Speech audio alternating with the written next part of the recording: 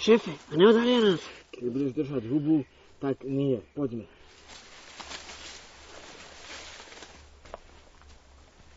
Kde ste sa toľko flákali? Lebo šéf je nervózny už len pre tie nové stráže. Priatelia, druhovia moji, som rád, že sa tu zase takto spolu stretávame. Naša pokroková komerčná organizácia je tu už dlhé 10 ročia. No až dnes nás konečne pre náš veľký vplyv začala brať spoločnosť vážne. Skazená a podlá organizácia Masary, navyše dnes na čele s biedným a bezbožným von Hafnerom, začína zvyšovať svoj vplyv v týchto končinách, v tomto rajóne, ktorý vždy tajne patril nám.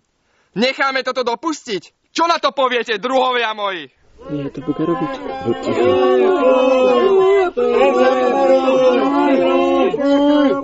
Je nás čím ďalej, tým menej. Naše rady sa zužujú. Niektorí dokonca opúšťajú naše rady. No musíme sa pozerať do budúcnosti. Práve preto je teraz veľmi dôležitý každý človek, ktorý by sa chcel zasvetiť do nášho učenia. Privítajme teda Belda.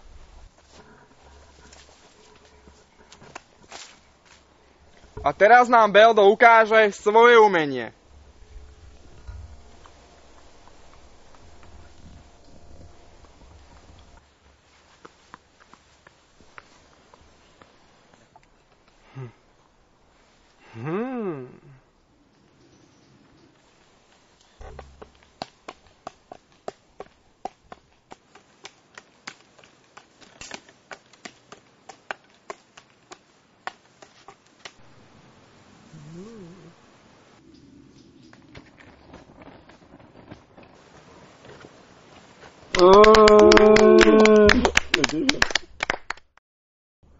Predstavujem ti Kiplera.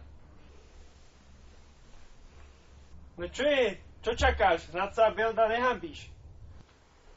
Veď Kipler predsa nenosí lakovky.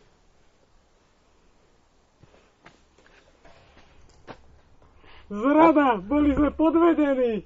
A ty čo, Kofler? Len pokoj.